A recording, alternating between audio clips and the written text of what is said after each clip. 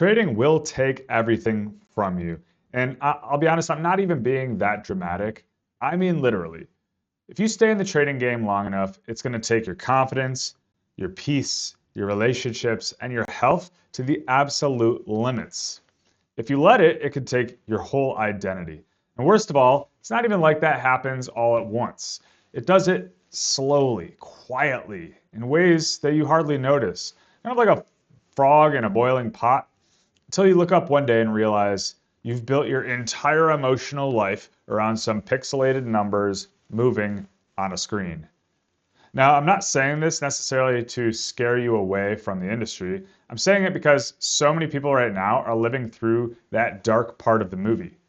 So this video was made in late 2025, and this year has been one of those environments where a lot of things feel broken. Crypto is essentially dead again, and narratives and new metas, they're gone. Liquidity, well, one day we're so back, and the next day it's so over, right? And lots of people find themselves sitting in bags that they don't even believe in anymore.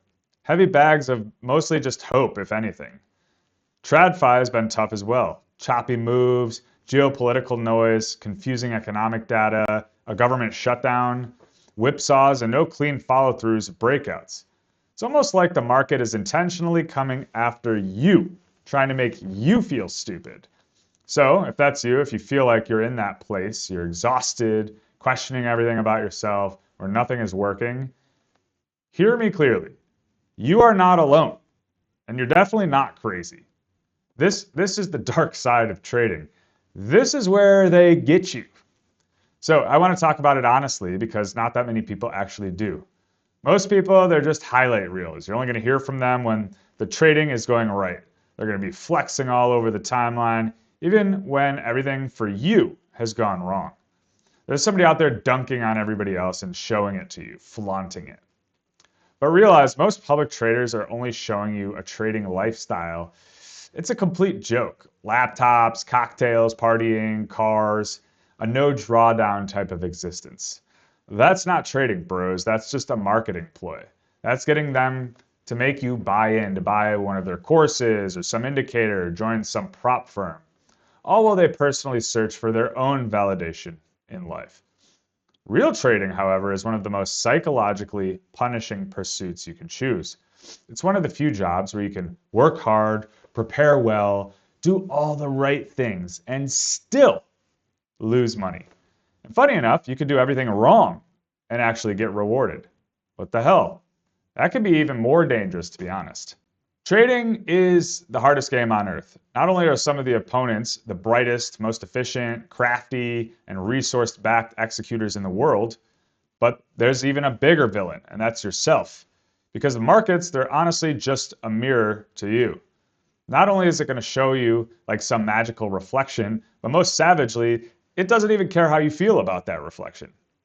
So let's go there. What exactly will trading potentially take from you? And don't worry, at the end of this, I will show you the light at the end of the tunnel. There is one. But we can't reach that light by pretending that the dark side isn't there. Instead, you earn it right by walking straight through it. One of my favorite books is by Ryan Holiday called The Obstacle is the Way, a book on Stoicism. I think that applies here perfectly.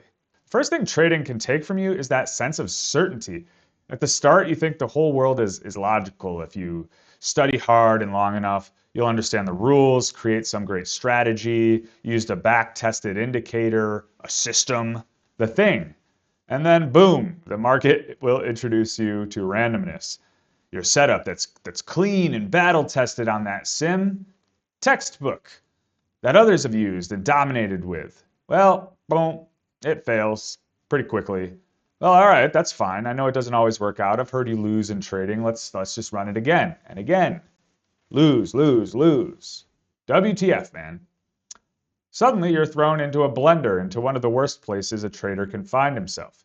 You don't trust, one, your plan, but more importantly, yourself. Welcome to the spiral. Once that certainty is done and dusted, you begin to search for that safety again, and it's gone.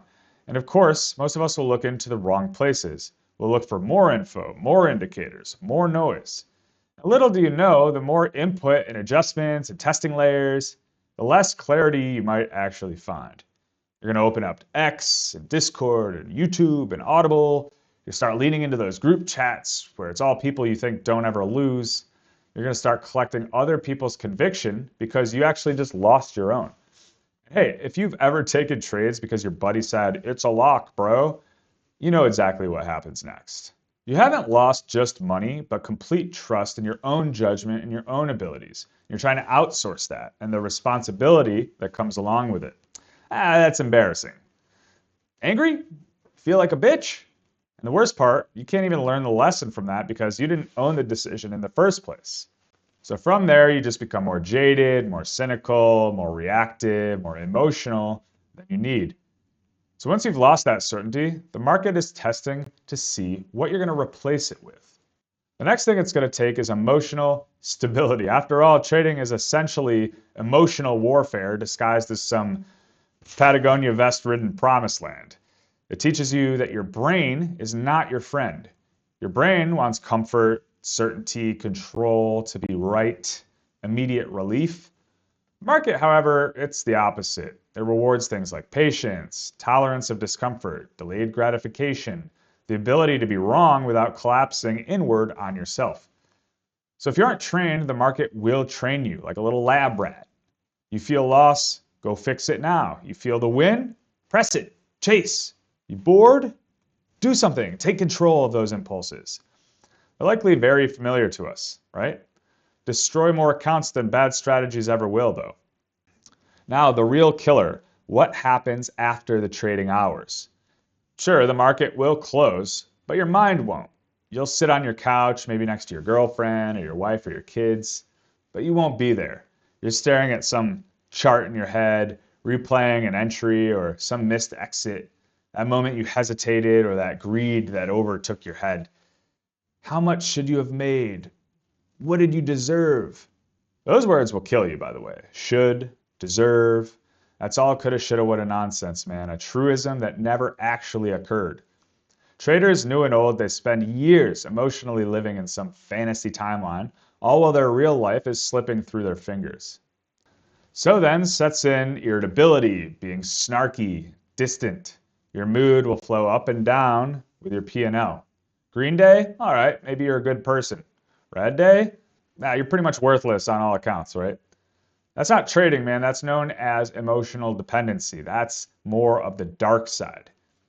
And the other thing trading will steal is your body. And nobody talks about this enough. It's a stress sport, after all. This isn't just you sitting at a desk. It's high-stakes decision-making under uncertain conditions over and over and over again. And that stress, it does not come without a cost. You ever feel like your chest is tight, like your sleep is completely broken, weird digestion, a clenched jaw, your shoulders constantly up and in a locked position? Haven't breathed all day? Well, that's you in your cortisol stuck in a constant sympathetic state. You're stuck in fight or flight, day to day, week to week, year to year. It can be even worse in crypto, to be honest. High octane volatility running 24/7. No off days, bro. Always another candle, another opportunity, another narrative. You end up living in this constant state of vigilance, and over time, this transitions into chronic fatigue. By the way, insert those uppers and addiction problems, but that's for another story. So yeah, you think you're grinding, that you're locked in, but you're actually consistently eroding your body and mind. This is all going to be taking years off the end of your life when it becomes your identity and your nervous system's permanent setting. And what about your relationships? Trading, it's lonely. It's not like that quiet lonely, but a deep one. The one where you can be surrounded by all sorts of people and still somehow feel alone, like no one can really understand you or what you're going through. You might explain your day to your spouse or friend, and it sounds like, I had a tough day. But in reality, you mean, I'm questioning everything about my entire future, and I don't know what I'm going to do. So you eventually stop trying to explain your thoughts or your feelings, and you maybe withdraw. And yes, the more you withdraw, the more it consumes your entire internal world. That's the trap. And if it fits inside your whole world, then losses don't just hurt your account anymore. They're hurting your whole identity, your self-worth, and your future. So you resort to protecting your ego, not your capital. blaming, deflecting, not accepting the truths, all of those deep, dark truths, the greed, the envy, the ego, impatience, addiction, self-sabotage, the need to feel right or special, or fantasies of that one big trade that's going to solve everything.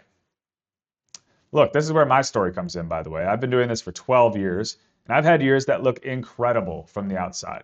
But then I've had multiple years where I genuinely thought, I might be done, man, where my confidence was completely shattered and in the gutter.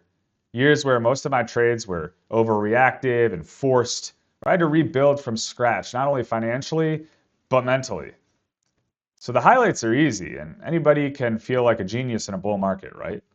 But that's the real test, is when you're in the desert, the choppy market, the narratives you don't understand, the markets that don't follow through and make you second guess every single position you hold. That's where a true trader will be revealed. And this is the reason most people fail. It's not because they're dumb or clueless. It's because they can't stay emotionally solvent. They don't have the time to develop those needed skills. They'll quit, they'll blow up, they'll go numb and drift towards other things. Why? Because the pain is real. Okay, but here's the turning point, the light at the end of the tunnel. If you can survive in those murky waters, in that darkness, and find your way to the other side, trading can give you something that nothing else does. It will give you a complete personal evolution. It forces you to become a person who can handle reality. No excuses, no narratives, no blame game, just results. Once you can finally accept that, you can stop fighting the markets and your own demons. Sure, the goal is to be right in a way, but it's more to be an executor. Less about winning every trade and more to just stay in the game. Not about dopamine and excitement, but just a consistency over time. And at some point, if you stick around long enough, you will develop a different relationship with loss. It's not as personal. It's not some moral issue. It becomes more informative, feedback, data for you to learn from. You'll be less emotionally volatile, not because you don't care, but because you have trained your nervous system to stop treating every position like it's life or death.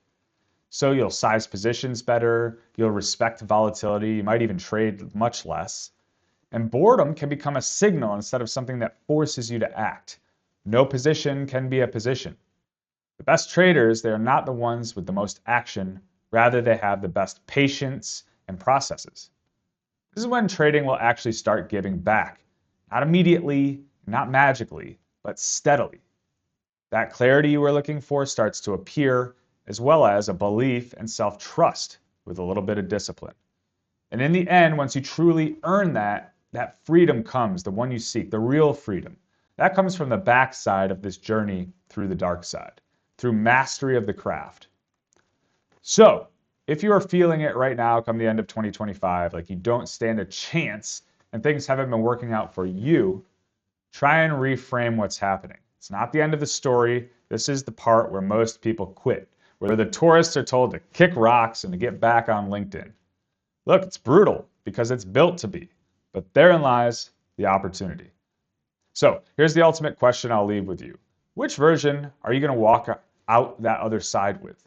You might be closer than you think, kind of like that meme with the dude who's mining for diamonds and he's almost there. And yeah, it might take your peace, your health, your relationships, your identity, sure. But if done the right way, building and refining your process over time, building yourself up, trading can give you the freedom, the purpose, the satisfaction of mastering something that people can't even begin to understand. You'll be equipped to play in the hardest game on earth while still staying within yourself. So that's your choice. Good luck. By the way, please like and subscribe. And if you want to hang out with more like-minded people like me, join my free Discord. It's called the Risk Cabinet. It's in the link below. Catch you next time.